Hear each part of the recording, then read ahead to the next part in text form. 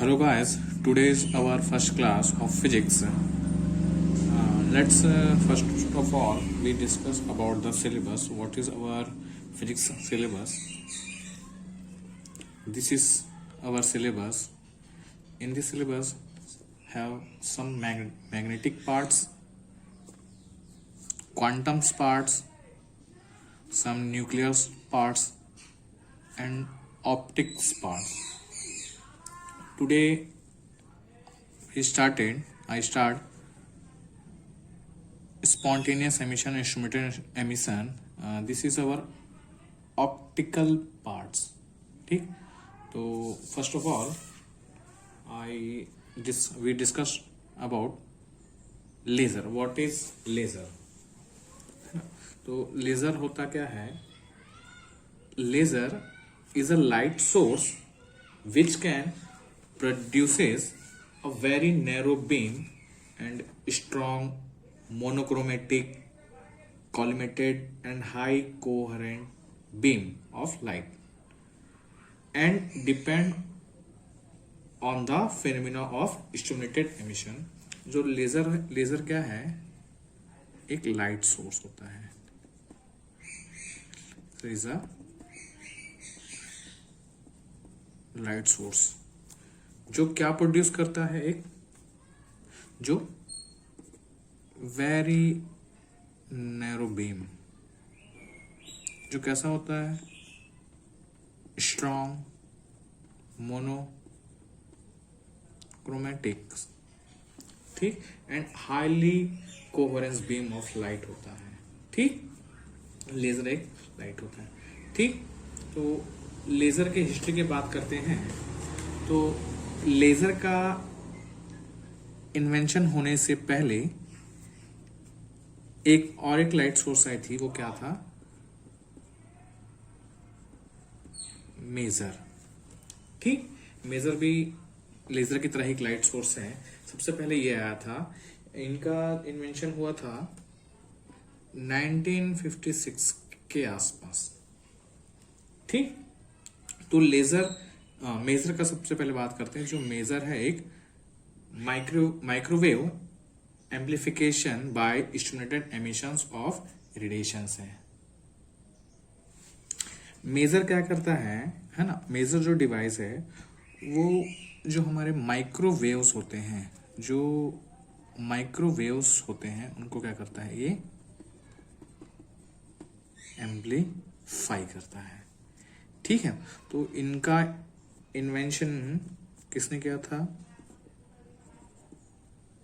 शार्लो and town ने किया था. ठीक है, अब इसी के प्रॉपर्टीज को और या इसी के प्रिंसिपल को ही क्या किया? थोड़ा एक्सपांड कर दिया, है ना? ये तो माइक्रोवेव के लिए था, तो उसको क्या कर दिए? एक्सटेंड करके थोड़ा क्या कर दिए? विजिबल रेंज की बात करने लगे. अब किसकी? विजिबल रीजन, है ना? ये किसका था? माइक्रोवेव रीजन के लिए था. अभी क्या था? विजिबल रीजन के लिए बात करने लगे. ठीक, तो यहां पे बात होती है लेजर की. ठीक है, तो लेजर का जो इन्वेंशन किया था, है ना, थ्योरेटिकली बोला जाए तो लेजर का इन्वेंशन किया था थ्योरेटिकली, है ना? लेजर का थ्योरेटिकली इन्वेंशन किया था T.H. मेमन. T.H. मेमन. ठीक है, किसने किया था? इन 16th में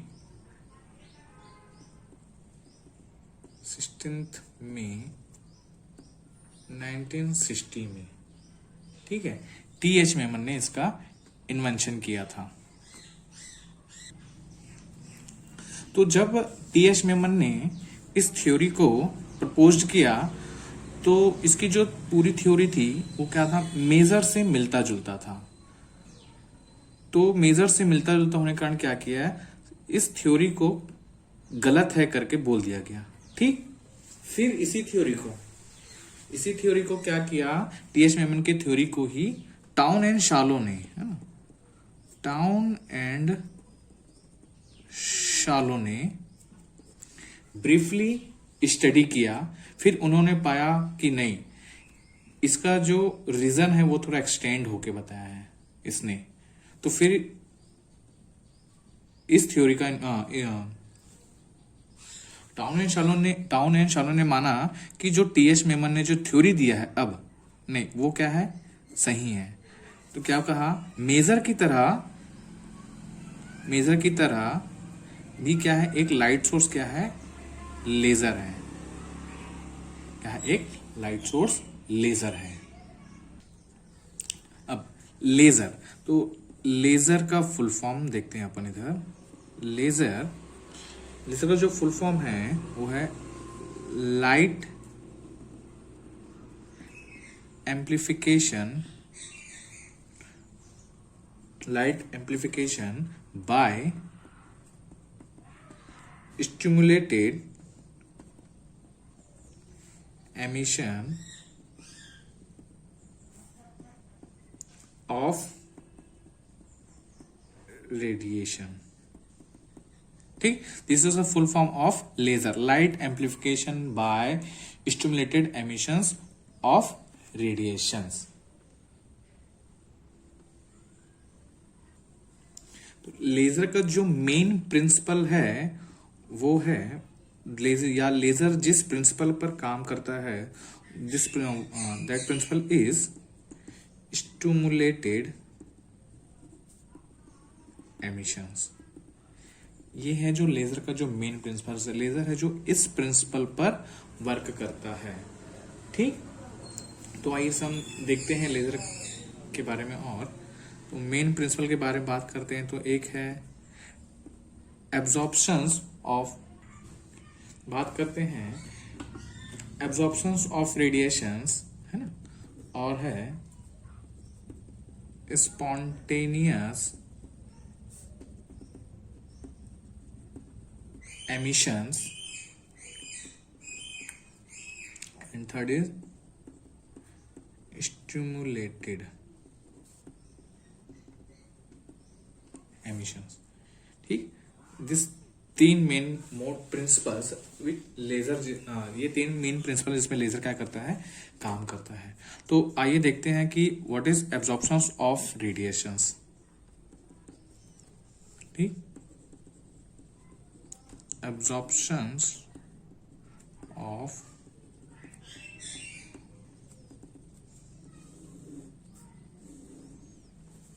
देखो, सबसे पहले मैं कुछ ऑर्बिट की बात करता हूं। This is our any atoms orbit. ठीक, it's consist in the nucleus proton and neutron.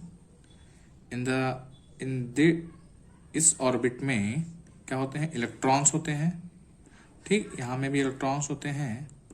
ठीक, ये भी इलेक्ट्रॉन होते हैं। वो क्या करते हैं, इस ऑर्बिट के अराउंड, है ना, चारों ओर मोशन करते रहते हैं। ठीक, लाइक दैट। ठीक, तो ये जो इलेक्ट्रॉन्स हैं वो न्यूक्लियस से, ये जो इलेक्ट्रॉन है यहाँ के न्यूट्रॉन, ये न्यूक्लियस से क्या रहता है, इनका जो बॉन्ड रहता है हाई रहता है, और इससे क्या रहता है, लो बॉन्ड रहता है। ठीक, तो अगर इस पर कुछ भी एनर्जी आके स्कैटर्ड होती है तो इसके जो आउटर मोस्ट के इलेक्ट्रॉन होते हैं वो क्या हो जाते हैं, आउटर मोस्ट के इलेक्ट्रॉन्स हैं वो क्या होते हैं, एमिट हो जाते हैं। क्यों, क्योंकि इनके साथ क्या रहता है, बॉन्ड लो रहता है। तो इसी को ही कंपेयर करते हैं एक एनर्जी लेवल से। ठीक है, इनकी जो एनर्जी रहती है हाई रहती है और इनकी एनर्जी लो रहती है। ठीक, let's we discuss about absorptions of radiations. ठीक है, तो देखो,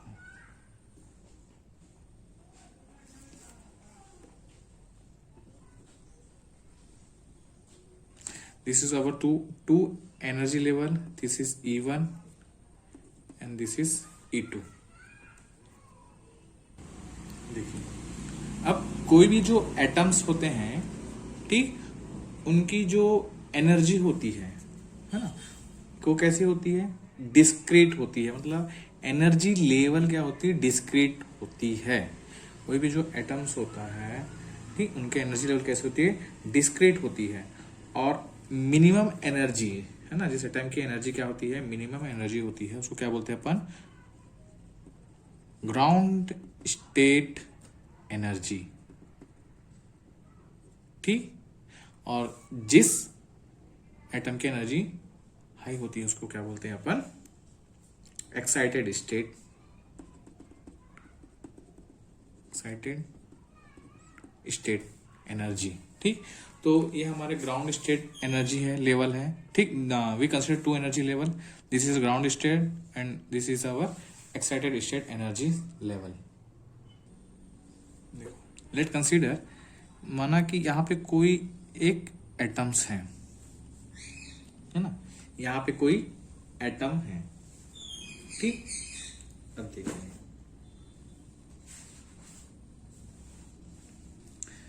तो सबसे पहले क्या रहता है, यहाँ पे एटम ग्राउंड स्टेट में है। ठीक, अगर इस एटम से एक्सटर्नल सोर्स से कोई फोटोन या कोई एनर्जी आकर स्कैटर्ड होती है, ठीक, माना कि कोई, this is our light source, photons, ठीक, वो कहाँ हुई, इससे आकर स्कैटर्ड हुई, तो ये क्या करती है, ये लाइट सोर्स इसको अपनी एनर्जी दे देती है। ठीक, ये लाइट सोर्स क्या करती है, इसको अपनी एनर्जी दे देती है। तो ये एटम्स लाइट सोर्स से एनर्जी एब्जॉर्व कर लेता है। क्या करता है, एनर्जी एब्जॉर्व कर लेता है। तो ये जो प्रोसेस है ये कहलाता है एब्जॉर्प्शन ऑफ रेडिएशंस। रेडिएशन के फॉर्म में क्या होता है, लाइट सोर्स जो है वो रेडिएशन फॉर्म में, फोटोन इससे स्कैटर्ड होती है, तो क्या करती है, इसको एनर्जी अपनी दे देती है, और ये क्या करता है, इस एनर्जी को एब्जॉर्व कर लेता है। तो ये प्रोसेस कहलाता है एब्जॉर्प्शन ऑफ रेडिएशन। ठीक, तो ये एनर्जी एब्जॉर्व होने के बाद ये सीधा कहां से जाता है, एक्साइटेड स्टेट में, सीधा कहां चले जाता है, एक्साइटेड स्टेट पे ये चले जाता है। तो ये जो प्रोसेस है वो कहलाता है मेरा एब्जॉर्प्शन ऑफ रेडिएशंस। रेडिएशंस के द्वारा एटम्स क्या करती है, या कोई हम एक्सटर्नल सोर्स से इस एटम को एनर्जी देते हैं, तो ये एनर्जी एब्जॉर्व करके कहाँ चली जाती है, एक्साइटेड स्टेट में चली जाती है। This process is absorption of radiation. अब ग्राउंड स्टेट के एटम की एनर्जी E1 थी, ठीक, E1 थी, इसकी E2 थी। तो ये एटम फोटोन से H न्यू एनर्जी को एब्जॉर्व किया और कहां चले गया, E2 पे। तो यहां पे जो एटम्स है अब उसकी एनर्जी कितनी हो जाएगी,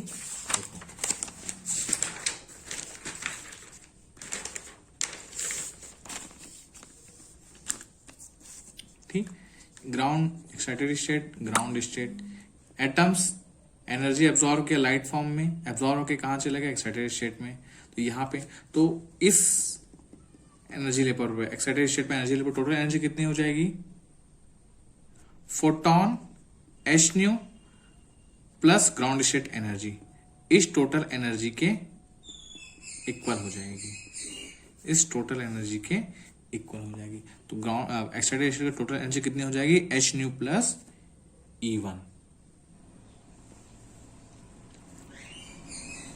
ठीक, तो यहां से अब निकाल लेते हैं अपनी equation, E2 minus E1 is equal to H nu, energy difference del E से डिफाइन करते हैं एनर्जी डिफरेंस को, इज अ H न्यू। ठीक, ये एनर्जी डिफरेंस है, एनर्जी एक्साइटेड स्टेट E1 और E2 के बीच में ये क्या है, डिफरेंस है। ठीक है, एनर्जी डिफरेंस है ना। अब देखिए, the probability of occurrence of this absorption from state 1 to state 2 is proportional to the energy density of the radiations. That means the probability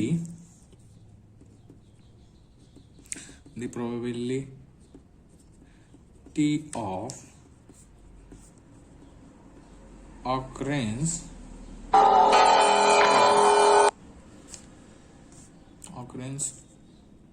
of this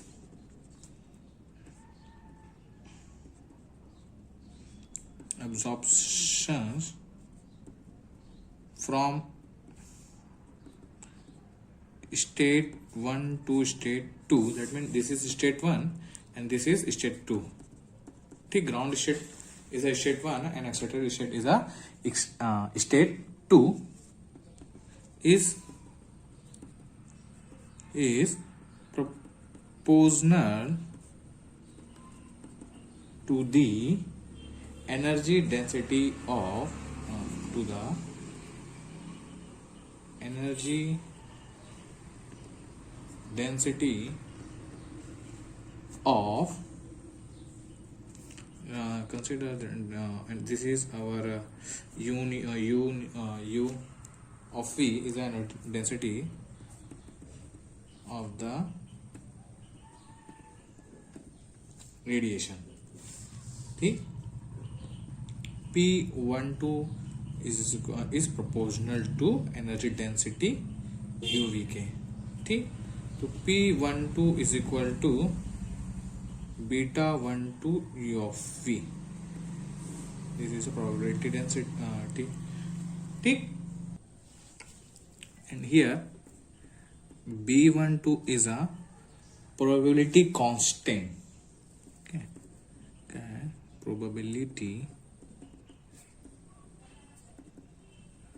constant. ठीक, and also is known as बोलते हैं इसको Einstein coefficient. ठीक, and is known as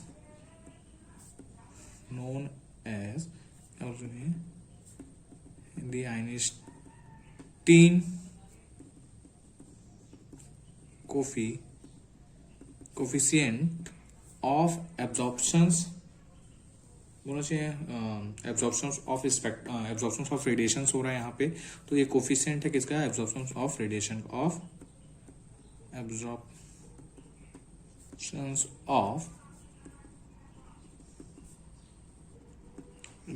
का.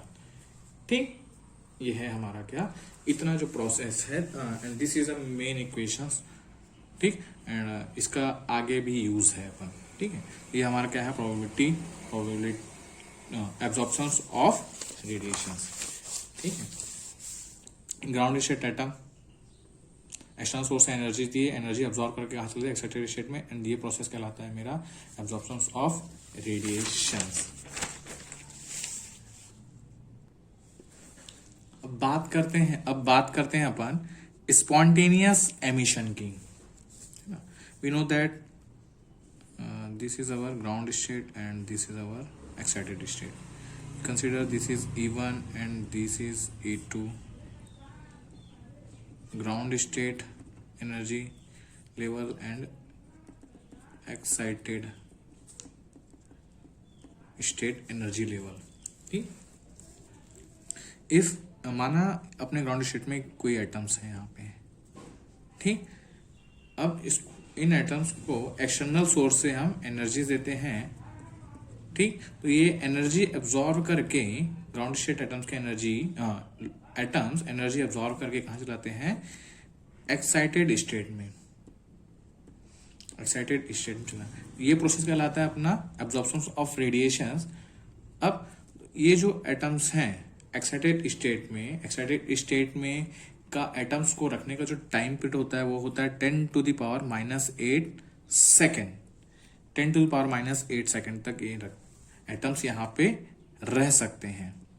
ठीक, this is a time period of excited state if any atom are stable here.